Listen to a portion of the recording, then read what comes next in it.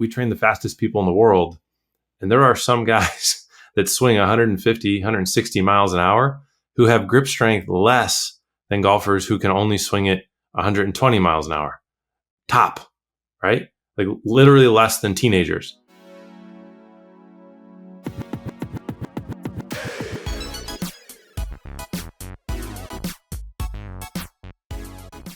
Welcome to this episode of the Golf Fitness Bomb Squad. My name is Chris Finn. I'm your host here, and I am super excited for you to be hanging out with me today.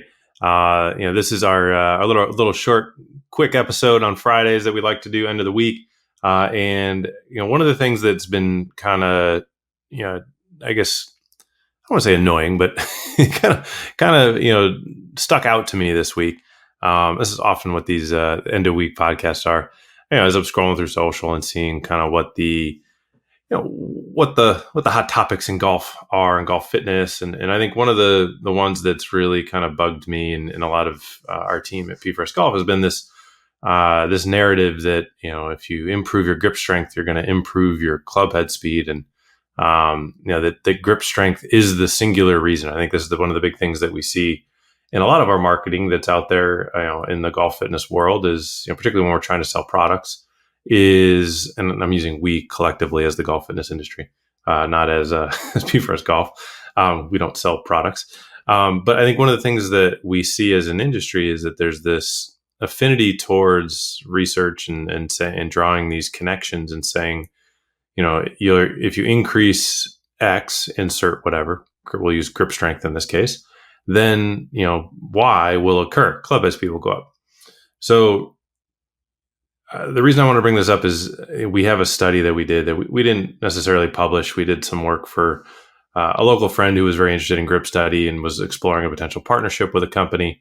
And so basically they gave all of the equipment over, we obviously have, 100 golfers that we control everything with in terms of their programming. So we said, hey, we'll help out. We'll put them all in the grip strength program, and we'll obviously measure their strength at the beginning. We'll measure their strength at the end. We'll have a control group who does nothing. All else continues in terms of their strength training protocols and those sorts of things. And it was really interesting that as we ran the study, I believe it was 6 to 8 weeks. We measured everybody's club head speeds because and we do it all the way that we do all of our research on in the facility where we have our 3D, kinematic system measuring their sequencing of their body, the 3D kinetics being measured on our force plates, the launch monitors, everything. We measure all the physical metrics, everything. So literally we measured everything that's, mobility, strength, power outputs. In addition, we added in the grip strength metric, right? So we go through the study. And if any of you guys have seen, there's lots of different ways that people will have you try to improve your grip strength, whether it be the little squeezy thing, it's like it's a little metal kind of circle, and then it comes down into two handles that you can kind of squeeze together. There's, foam pads, there's, different training aids and whatever, some stuff you put on clubs, some stuff you can do, in the gym, wide grip pull-ups, those sorts of things. So this was literally just squeezing, squeezing the little squeezy thing, trying to increase the actual strength of the hands. Now, in addition, it's important to note that, all these people were doing, they were weightlifting, they were doing deadlifts, they were doing pull-ups, they were doing bench press and rows and, the typical, intelligent golf performance program. And long story short, we get to the end and statistically there was zero gain from grip strength training. And I think one of the things that we withdrew from that is, if you are doing a proper golf performance program, like say you're lifting weights, right? You're an active individual, you do yard work. One of the fastest guys in the world is a professional, crab fisherman out on the West Coast. He's got the forearms the size of most people's calves, right? Like you're just doing normal active things that require, grabbing and pulling. Just focused grip strengthening is not going to move the needle in terms of club head speed.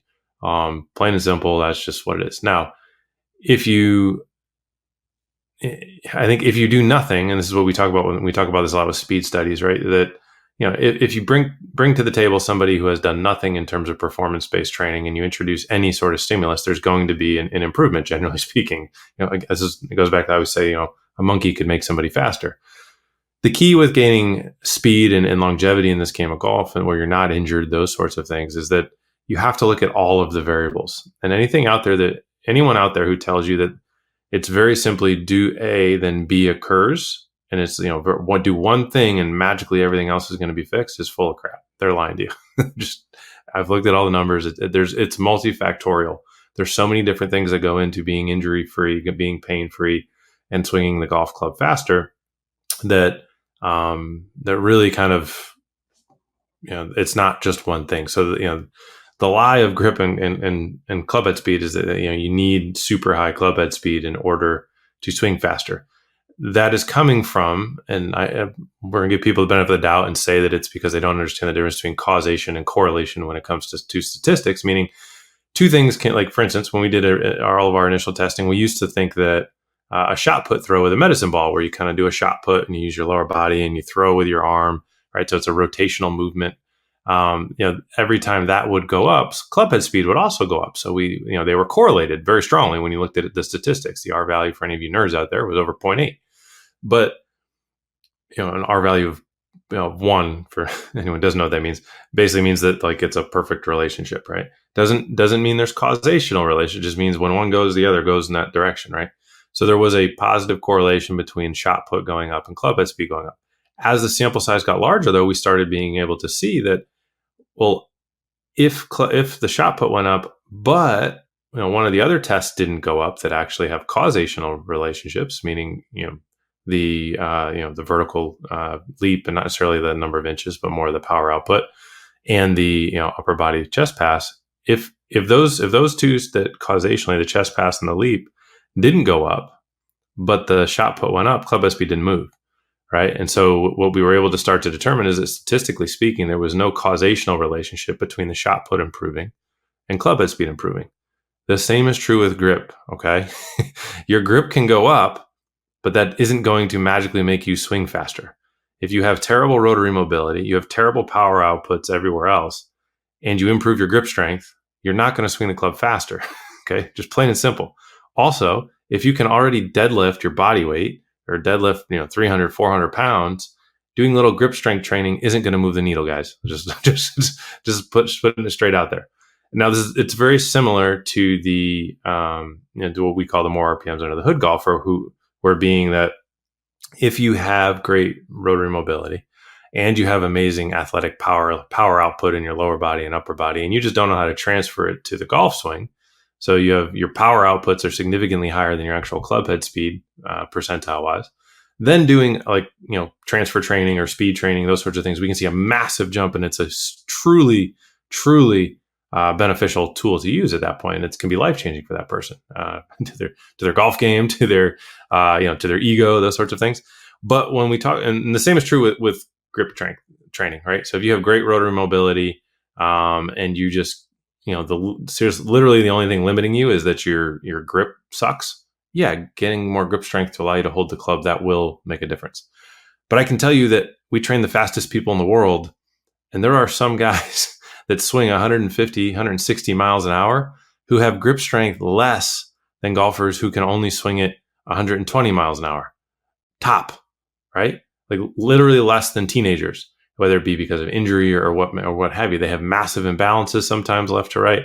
Like, we have seen zero causational relationship between a certain level of grip strength and an actual club head speed. Now, if you can't hold the club because you have, and this is somebody who's got arthritic hands or rheumatoid arthritis or something, maybe they've had fractures in their hands and they need to use bigger grips in order to be able to hold the club.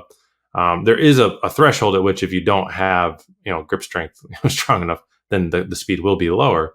But for most individuals, guys, grip strength training can be achieved by way of doing the basics of the other things. So whether it's hinge work like a deadlift or a kettlebell swing, pull-ups, rowing, any of those sorts of things, and just hitting golf balls. You got to be able to hold the club in order to hit golf balls. You're going to have an endurance level of kind of strength that starts to develop just from repetition and sport specific use. If you're doing those basics, your grip strength will be good enough. There's so much to do when it comes to the game of golf that I can't stress enough how little importance grip strength is for the greater majority of people. Now, asterisk, there are some people where it would be beneficial, but 99% of people will get the benefit of speed increases or whatever you're looking for, injury prevention, and we'll get grip strength while doing it as part of a normal program, not necessarily focused just on grip strength. I can tell you the fastest people in the world don't do grip strength training. They do not. They get it elsewhere throughout their day. Don't waste your time with it. If you're doing the right stuff in a fully comprehensive program, your grip will be plenty strong enough. So save your money. Don't buy grip strength tools. Just do the basics of the stuff that you need to do. The best in the world always do the boring work, and they always do the basics. And those are 2 of the 5 tenets that I believe in, that the best in the world always do. And I think if we're going to be the best golfers we can be and be healthy and play this game for a really long time, we have to do the same thing. Do the basics, do the boring work, which means do the mobility, do your basic strength training work, get to the point where you can lift at least your body weight, ideally, a little bit more than that. We can get into more specific numbers that actually matter in another episode. That's not the point of today. The point is, please don't waste your time doing specific grip strength training. If you're going to take 10, 15 minutes a day to work on that, you're actually much better served, and the stats back this up, to work on, for most people, your rotary mobility, or maybe there's an area of strength that you have limited in your lower body, in which case you're going to have to use your upper body to hold the weights. There's lots of other, I guess what I would call more bang for your bucks options. So a little bit of a rant from just stuff that I saw this week on social that, and actually I've gotten a number of questions from golfers, and we've done the science, guys, hundreds of golfers. Literally didn't move the needle. If you are already doing the basics, you can kind of just take the idea of grip strength training, kind of put it under the bed, let it get dusty, because you're probably already doing the basics to have grip strength strong enough that is not going to be your limiting factor when it comes to club head speed or face control or anything like that. So anyway, hope that helped to diffuse a little myth. Hopefully that saves some of you some money on buying some silly training products that are out there. And hopefully it saved everybody some time, because you can get your grip strength taken care of while doing your other normal stuff. So thanks as always for hanging out with me here on the Golf Fitness Bomb Squad. We'll look forward to seeing you soon. Hopefully get out, hit some bombs, have some fun, and play some good golf.